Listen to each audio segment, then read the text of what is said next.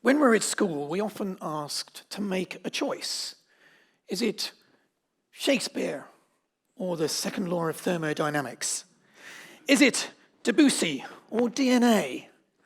Is it Rubens or relativity? Art or science? Which direction are you going to go in? When I went up to my local comprehensive school at the age of 11, I was kind of frustrated by this demand of the education system to ask me to make a choice between these two.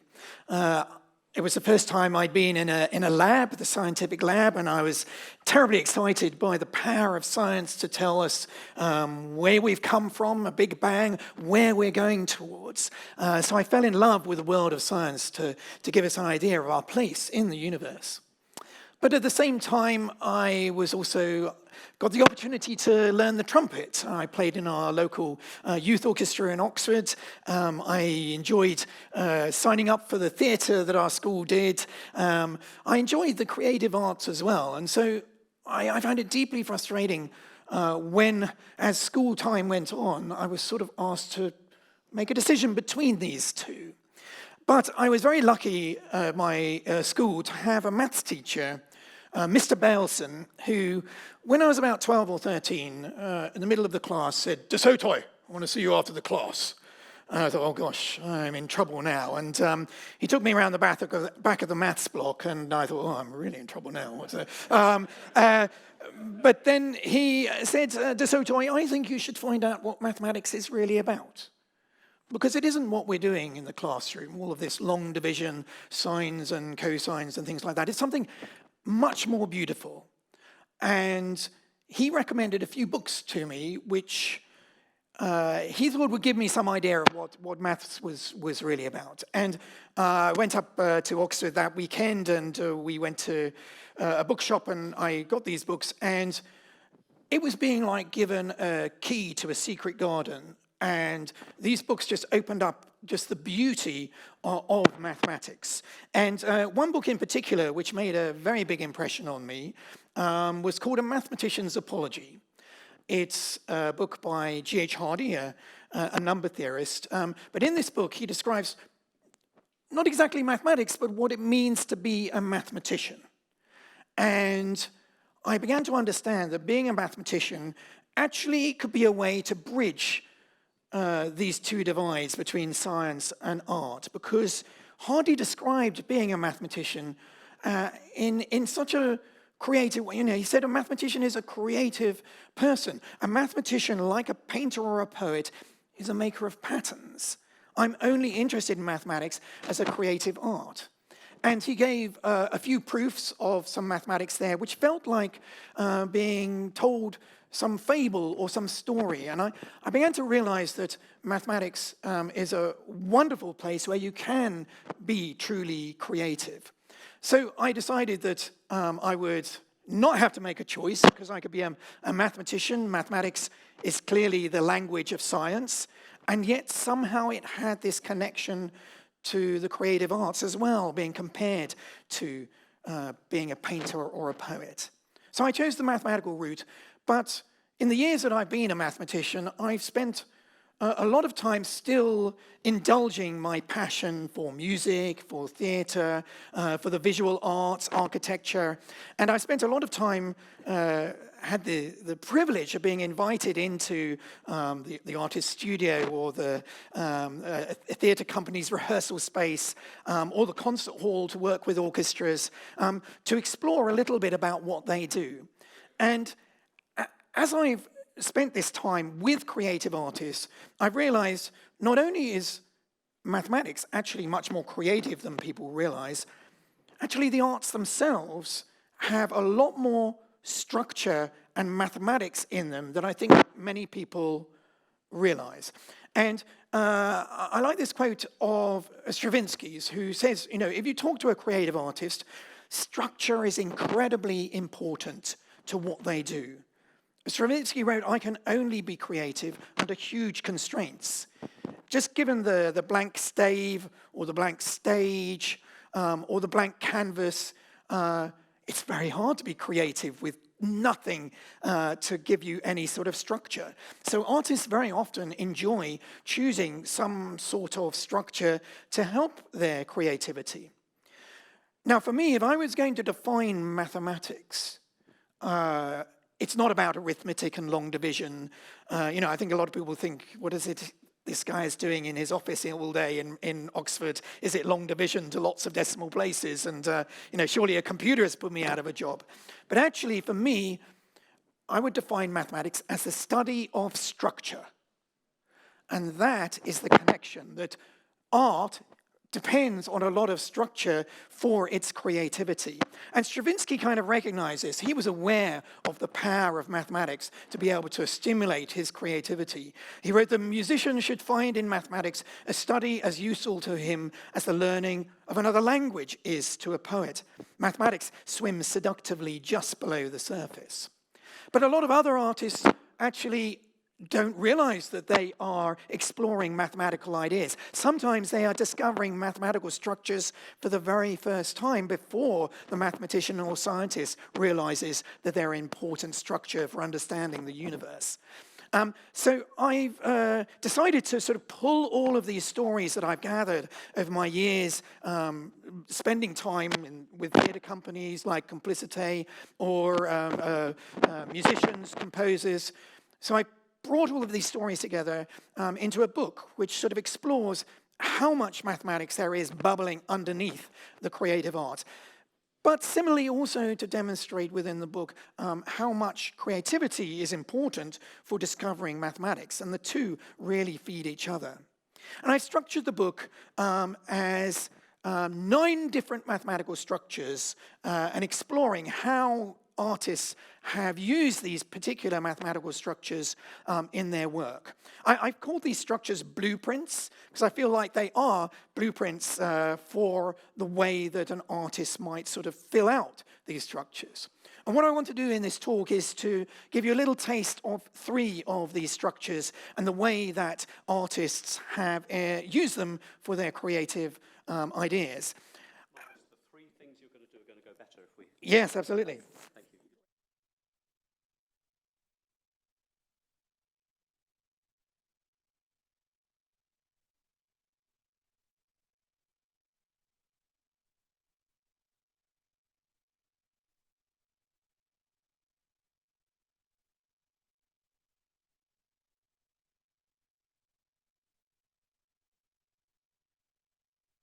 Folks, apologies for the interruption. Yes, okay. Oh, that sounds better. Yeah. It was disturbing me as well, this kind of clicking. Great, so what I want to do is to share with you 3 of the structures. And I think one of the interesting things for me when I was writing this book is, I actually had to make a decision about how I structured the book. I did think that originally that I was going to start with artists and let the mathematics kind of bleed out of the artists because people are frightened a little bit of mathematics, but I actually was a little bit braver and I decided, no, I'm going to start with the maths and let the artists then explore the mathematical structures. And it worked quite well because one of the fascinating things for me writing the book was to take a structure and just see how differently it's interpreted in, say, music or architecture or visual art or literature. It's kind of curious that one structure, and that's why I feel that blueprints is a kind of good name for them, can be realized in so many different ways. If I was going to give a blueprint for the whole book, it would probably be a triangle. And we've got 2 of the subjects that are at the corners of these triangles. We've got mathematics in one corner, the creative arts in the other. But these structures that both the mathematician is interested in and the artists are interested in, very often you can already find them in the natural world. Those structures are actually how the universe is built, and sort of gives us some understanding about why mathematicians and artists might be interested in discovering and investigating the same structures, because we're all interested in our place in the natural world, in the universe. Mathematics, an amazing subject to explain the universe, but artists too are reacting to the natural world around them and our place in the natural world, and very often their art is informed by their place in nature. So we've got this equilateral triangle with the three mathematics, the creative arts, and nature, and its three corners. Now I'm going to take you to the first blueprint, which is one of my favorite because it's actually an area of mathematics that is part of my research. And it's a slightly unusual one in some ways. You'll probably be expecting me to talk about golden ratios and Fibonacci numbers. They are certainly in this book. But I'm going to take you to a different set of numbers to start with. And this is the prime numbers. Prime numbers, those indivisible numbers, like 7 and 17. Prime numbers, you could even say, are the blueprints for the whole of mathematics, because out of primes, we get numbers, out of numbers, we get mathematics, out of mathematics, I'd say we get the universe. So these are the blueprints for everything. And each chapter I've started with a story about how an artist has used this particular blueprint or mathematical idea in their work. And for the primes, I've started with one of my favorite composers, which is Olivier Messiaen. Olivier Messiaen I first encountered, actually, when I was playing the trumpet in my local youth orchestra in Oxford. One weekend, the conductor from the London Sinfonietta came to visit us and brought the score for Tarangalila. It's an amazing, orgasmic symphony with incredible trumpet parts. I think my trumpet playing was at its peak that day, and it had to be because the piece is absolutely extraordinary. I fell in love with Messiaen and started to explore more and more the pieces that he'd written. And there was one piece that I got from my local library, which I really fell in love with. But it was only much later that I realized that underneath this piece is an incredible piece of mathematics at work. This piece is probably one of the most famous pieces of the 20th century, the Quartet for the End of Time. Partly because of the story, it was composed whilst Messiaen was a prisoner of war in Stalag 8A in the Second World War. He found three other musicians. There was a rickety upright piano, which he played. There was a clarinetist, a violinist, and a cellist. And he wrote this piece, the Quartet for the End of Time, which was performed for all the other prisoners in Stalag 8A on the 15th of January, 1941. The musicians wrote about how absolutely freezing this performance was. The clarinetist's fingers were sticking to the metal of the clarinet. The piece starts with bird themes played by the violin and the clarinet. Messiaen was very interested in bird themes in nature. But it's in the piano part where we find an extraordinary piece of mathematics at work. So the piano part, which I've got the score up here for you to have a look at, the rhythm sequence is incredibly patterned. It's a 17-note rhythm sequence, which starts with crotchet, crotchet, crotchet, then goes into a nice syncopated rhythm, then it ends with crotchet minim, and then I put the red line in the place where the rhythm stops, and then it just repeats itself. Just repeats the same rhythm over and over again. So you think, well, that's kind of boring, isn't it? But no, because Messiaen does something different with the harmonic sequence. So the harmonic sequence is a sequence of 29 chords that he plays on the piano. And when the 29 chords finish, and I put a red line where the 29 chords finish, they just repeat themselves. So it's just 29 chords, and then same 29 chords, same 29 chords. Also could be rather dull. But when you mix the two, what happens? When the 17-note rhythm sequence has finished, the chords are still working their way through the 29 chords. When the 29 chords finish, it's halfway through the rhythm.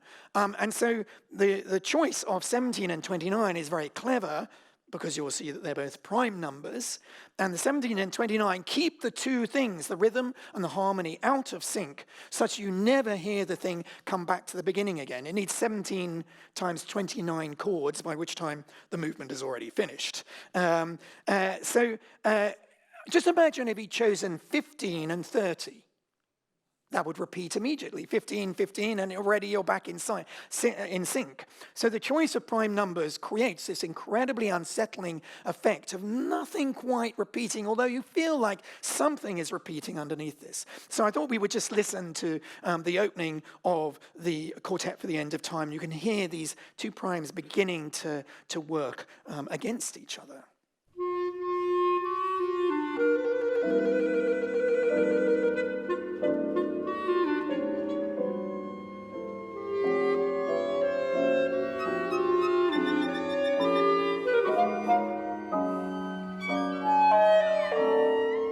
That's the rhythm sequence, beginning again, but the harmony still working its way through those 29 chords.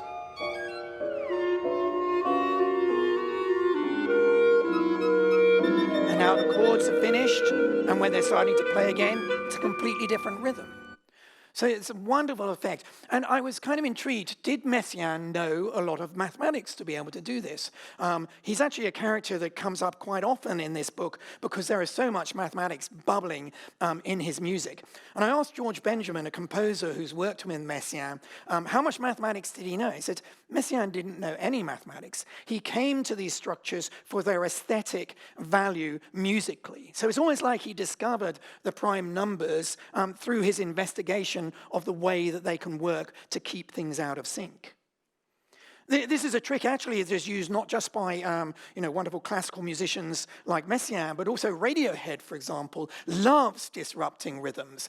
So most pop music is just in 4s, 8s, 16s, rather boring. But Radiohead, the reason that I love Radiohead is that they also like to disrupt rhythms using different kind of prime number beats. So this is everything in its right place, which is almost the opposite of what's happening in the music.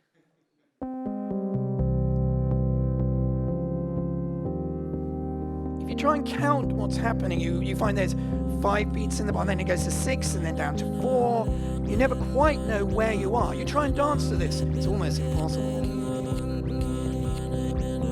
And I was very intrigued to discover that the person who's responsible for most of the fantastic composing in Radiohead is Johnny Greenwood.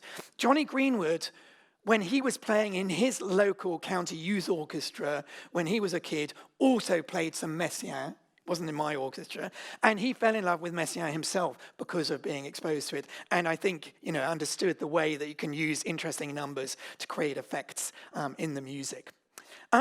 So the fascinating thing, as I said, is often these structures are already in the natural world, and there's a beautiful example where nature was doing this thing of keeping things out of sync using prime numbers way before Radiohead and Messiaen came on the scene. There's an amazing cicada. It's kind of like my desert island insect. If I had to take an insect with me, it would be this cicada, which has this incredible life cycle. Hides underground doing absolutely nothing for 17 years. And then after 17 years, it emerges into the forest. They party away. Half of them sing, the males to the females. And then after 6 weeks, the cicadas all die, and the forest goes quiet again for another 17 years. Absolutely bizarre life cycle. How does it count to 17? That's also not clear. But why 17? Is that just a coincidence? It's the same prime that Messiaen used? Well, we think not. There's also a species of cicada which uses a 13-year life cycle. But there are none that use a 12, 14, 15, 16, or 18. So there must be something about the primes which is helping this cicada.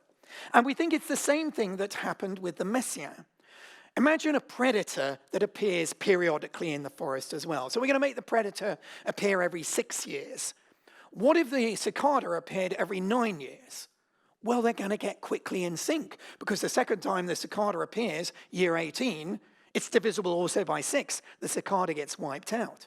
But now change the cicada to appear more often in the forest every 7 years, but because 7 is prime, it keeps out of sync of the 6-year predator, and they won't meet until year 42.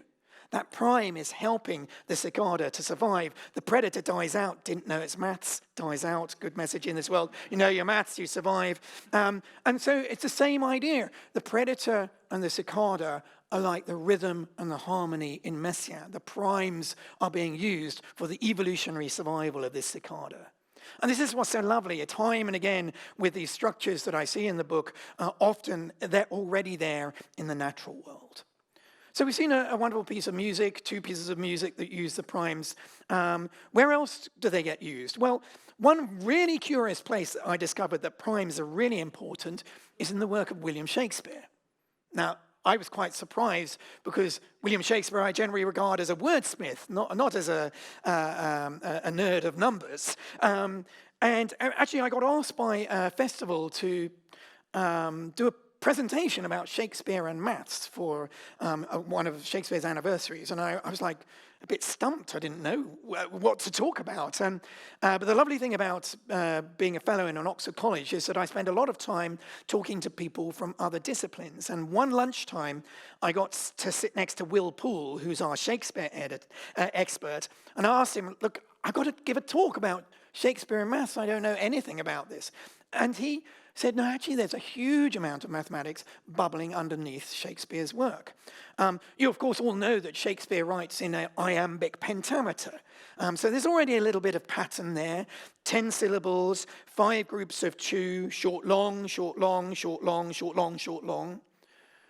But he doesn't always do that. When he wants to disrupt things or wake you up out of your kind of soporific iambic pentameter, he mixes things up using prime numbers. What's the most famous line of Shakespeare? To be or not to be? That is the question. To be or not to be? That is the question. It's 11 syllables. So you're sitting there listening to your Hamlet, and then suddenly this thing jolts you. 11 is a very indivisible number, doesn't mesh with anything else, and suddenly you're jumped into listening to the speech. Another line from Macbeth. Is this a dagger that I see before me?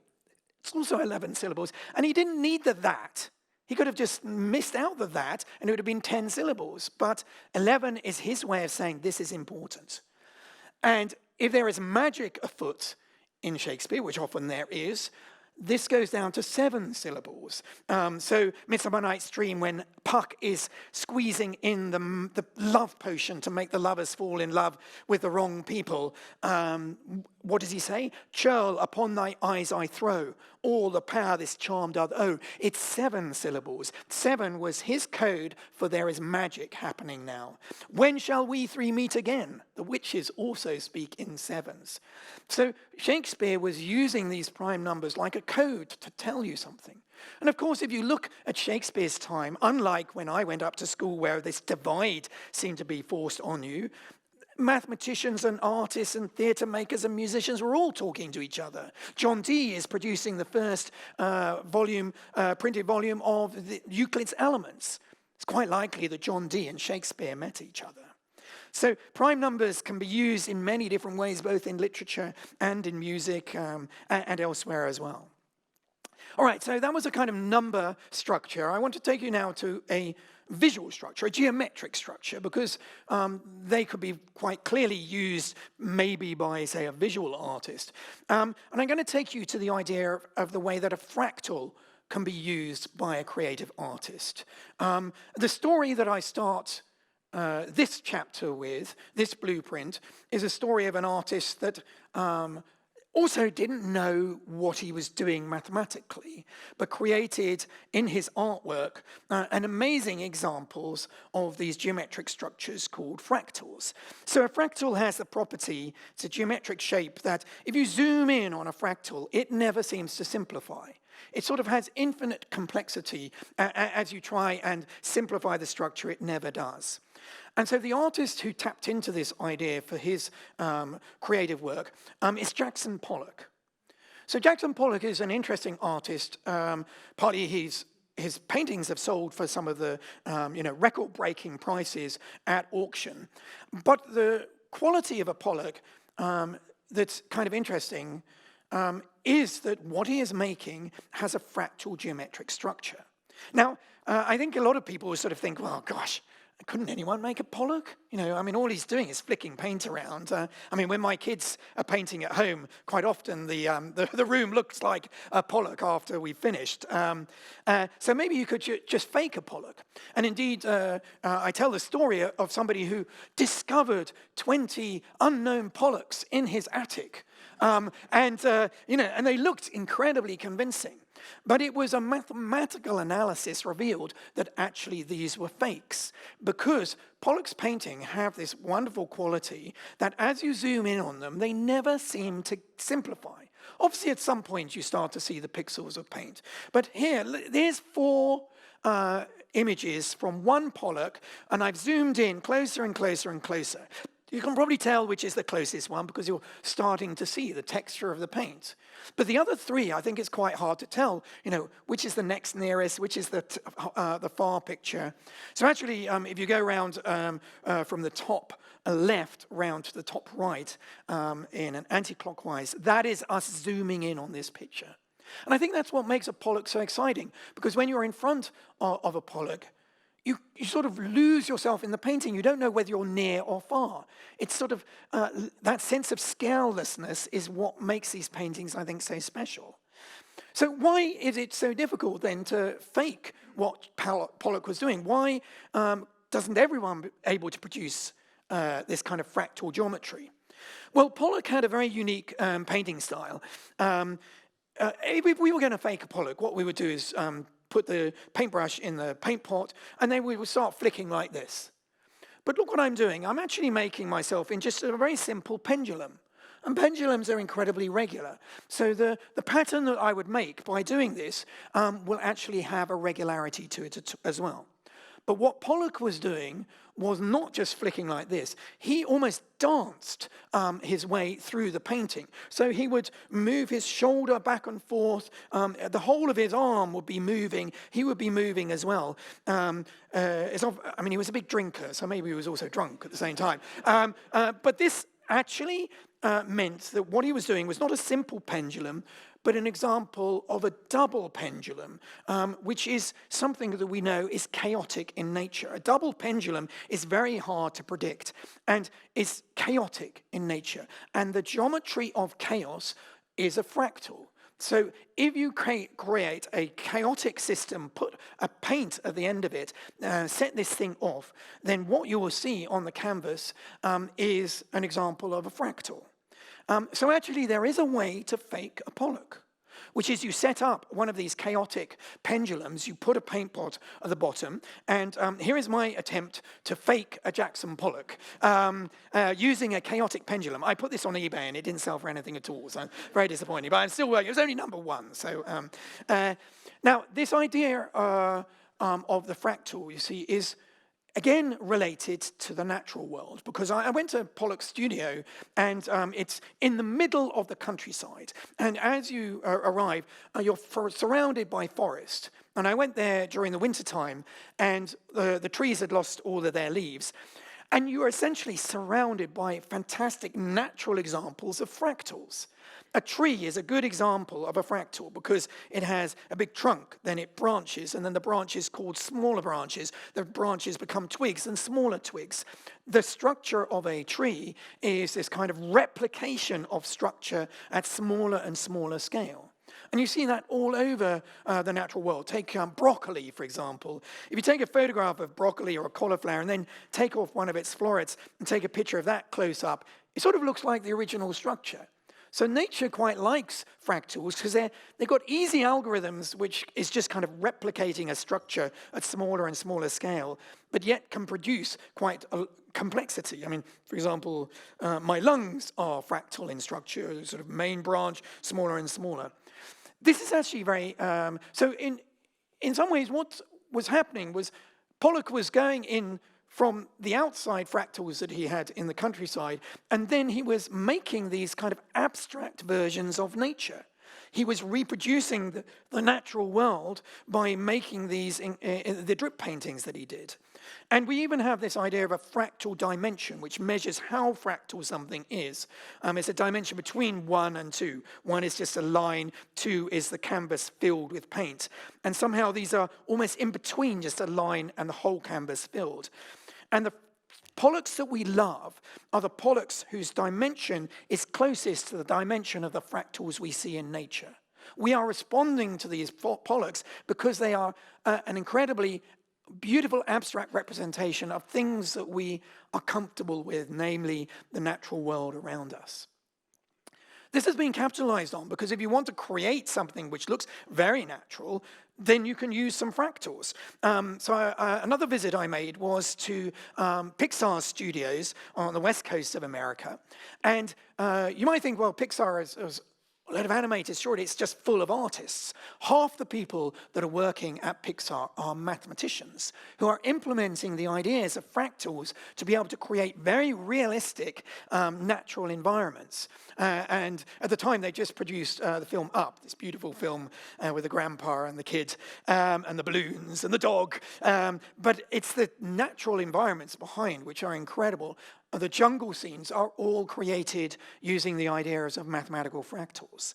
And another place where we've seen this is in some more recent movies. You see, one of the things that, I mean, that's a very flat animation, the 2D animation. And fractals, the ones we know a lot about, are very two-dimensional.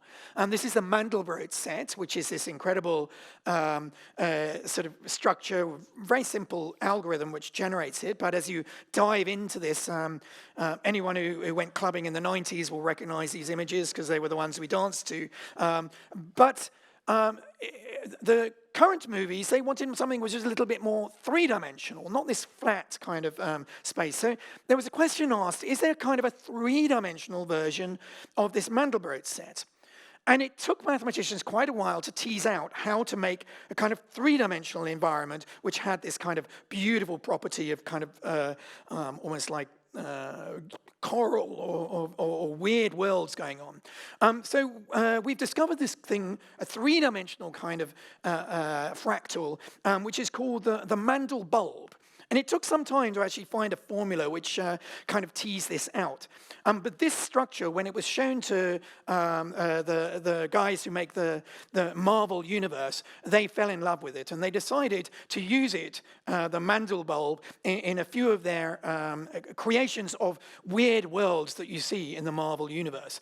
One in particular is one of my favorites, I think, of all the Marvel movies. My kids are obsessed with them, so I have to watch them. Guardians of the Galaxy uses this Mandelbrot structure to create this thing called the living planet in the second Guardians of the Galaxy.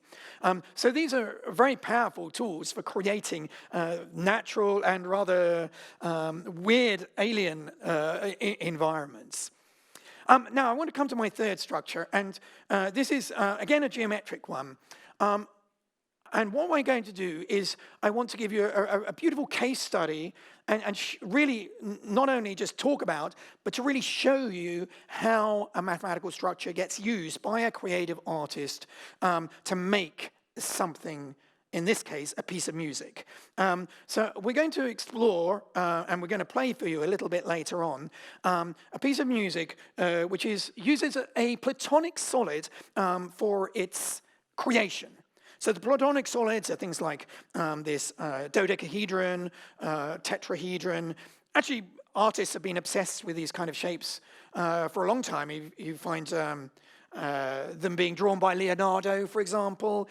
Actually, they're some of the first creative acts of the human species are taking stone balls and carving shapes which are basically arranged in Platonic solids. These are 5,000 years old the stones that we've discovered, Neolithic stones in Scotland. So again, we see the artists kind of discovering these Platonic solids before the ancient Greeks started to discover them. So we know there are 5 Platonic solids. The one I'm going to talk about is probably the simplest and the one you know very well, which is the cube. The cube is an example. Oops, yeah. My cube is falling to pieces. So I want to talk about a piece of music that uses the cube for its construction. This is a piece of music by the Greek composer Yannis Xenakis, 20th century composer. He's kind of interesting because he was also an architect, and he came from Greece after the Civil War there. He was in Paris, and Le Corbusier took him on as part of his studio. And Le Corbusier and Xenakis actually worked a lot together, creating some buildings. The pavilion, the Brussels Pavilion, is one that Yannis Xenakis was quite responsible for. Le Corbusier is kind of interesting. He's in my book because he was somebody who used Fibonacci numbers, for example, for constructing his architecture. Now, I'm going to talk about one particular piece of music, which I have become obsessed with. So I hope you're going to indulge me, because the rest of my talk is basically indulging my obsession with this piece of music. It's partly because it's a piece of solo cello. And I started learning the cello about 10 years ago. So I can't play this, and we have a wonderful cellist who's going to be performing it for us. It's a piece called Nomus Alpha. It's a rather extraordinary piece, and it uses the symmetries of a cube for its construction. And what I want to do is try and explain to you how the cube is used for its construction. He dedicates the piece, interestingly, to 3 mathematicians, including Évariste Galois, who was one of the inventors of the language which helps us to understand symmetry, called group theory. So my other obsession, as well as prime numbers, is group theory, and this is a language of Galois that I use every day as a practicing mathematician. This is Xenakis very definitely is somebody who knows about mathematics. Now, the way this piece is structured, there are 24 movements in this piece. And what Xenakis does is to put musical ideas that the cello can play on the corners of the cube. So there are lots of different things, and you'll hear them in the piece. There's the idea of pizzicato, where you pluck the strings, or glissando, where you glide up the strings. There's another thing where you can turn the bow upside down and hit with the wooden side. So each of these kind of 8 different textures of the violin can play are put on the corners of the cube. And we call them S1 up to S8. Now, there are actually 3 cubes at work in this piece. There's another cube which takes track of how much time you're going to spend on each of these corners and what the dynamics are going to be. Because what Xenakis does is, in the first movement, he says, okay, I put these musical ideas on the corners of the cube, and then he composes a piece where he traces out a path through the 8 corners of the cube. Now, the path is kind of interesting because you can fit 2 tetrahedron inside a cube. So a tetrahedron is a shape with 4 equilateral triangles, 4 corners. And so you can see one of the tetrahedrons here. So the path that you move through the corners goes from 1 to 2 to 3 to the 4, which maps out the first tetrahedron. Then 5, 6, 7, 8, you get the second tetrahedron. So this will be the order that you'll play these musical ideas. And then there'll be another cube saying how long you spend on each of them, and another cube which is saying what the dynamic is for that particular corner. And then he does a symmetry of the cube. So, for example, one symmetry might be there's an axis running through the cube through the opposite corners, and you can rotate by 1/3 of a turn, and the cube comes back to where it was before. But now, you see, these 2 corners have stayed the same, but the other corners have all moved around. So after you've done the symmetry, the textures have all been moved around, and so the next movement will be played in a different, it's the same path mapped out, but the textures will be played in a different order. Same for the amount of time and the dynamics. So for example, you start the cube off in the first place, and then he does a symmetry, and then the piece starts with where the things are located at that point. So here we see actually his little notation. It turns out that the order that things will be played in is given by this first rotation, which is through the diagonal opposite here. And then each variation after that corresponds to another symmetry of the cube. Now, I told you there are 24 movements, and there are 24 symmetries of a cube. We can do, for example, those diagonals, or we can do through a face, the axis through a face, or opposite edges. We can also rotate there. If you count them up, there are 23 things you can do, but we also include another symmetry, which is leaving the thing where it is, kind of like a 0 symmetry. So 24 symmetries. So my initial impression was, great, there's a movement for every symmetry. But as I dug into the piece, it turns out to be way more interesting. So the piece is actually divided into 6 groups of 4 movements. 3 of the movements will correspond to symmetries, but the 4th movement is some sort of free-form, flowing, kind of morphing of the cube. So I was like, that's really interesting. So there are actually only 18 symmetries. So how did he choose which 18 there were? And as I dug deeper, I realized he was using a really cunning idea. He starts with 2 seed symmetries. So the first 2 movements are the symmetry with, the first one is the symmetry through opposite corners. The second symmetry corresponds to rotation around an axis through the middle of 2 opposite edges. But then the third symmetry, how does he choose that?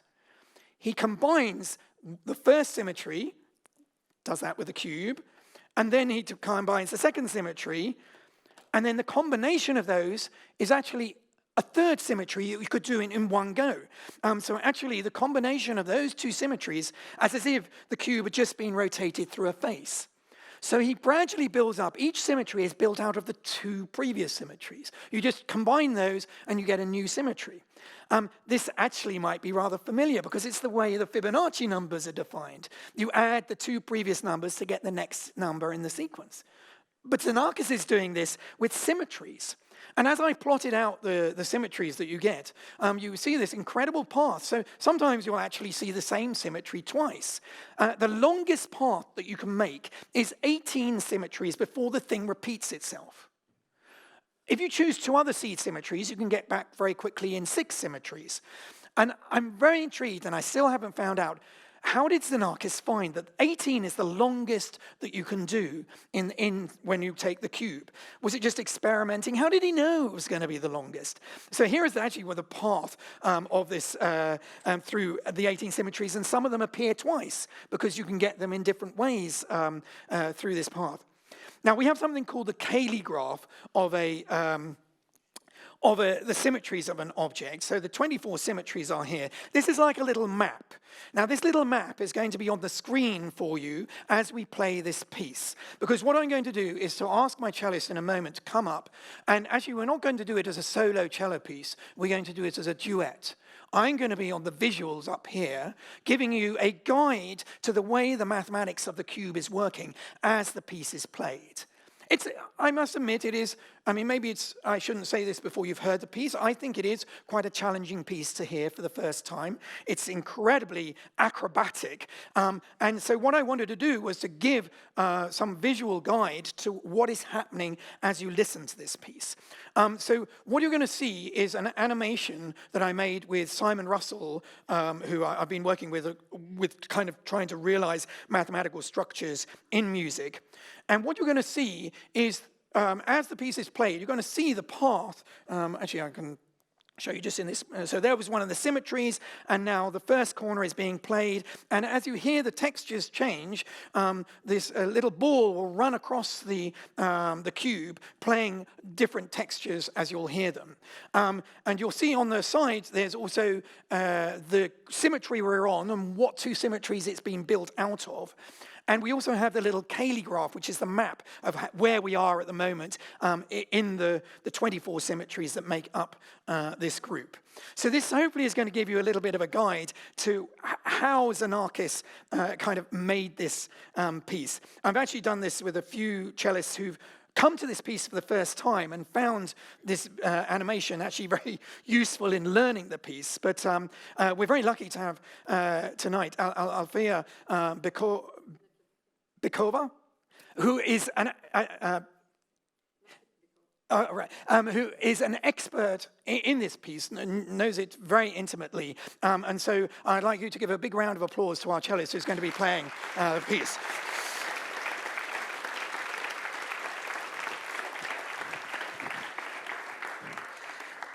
Now, as I said, I'm going to be also playing the piece, but I'm going to be playing the visuals.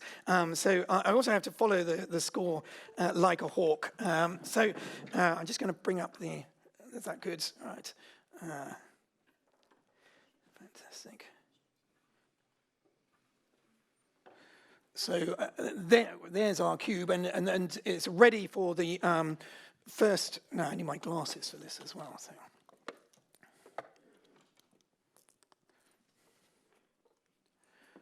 So this is Nomus Alpha by Yanis Xenakis, a duet for cello and VJ.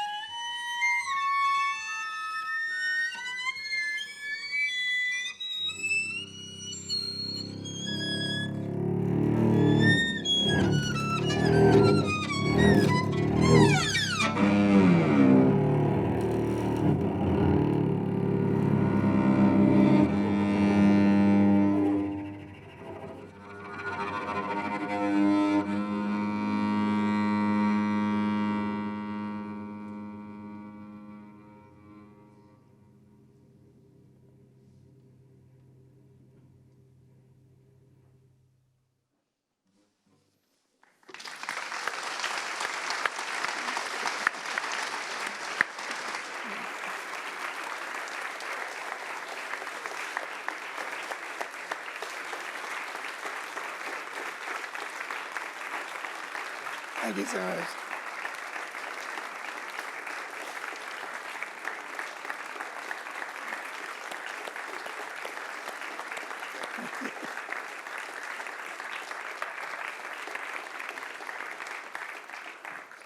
So thank you for that. The symmetries of the cube made into music.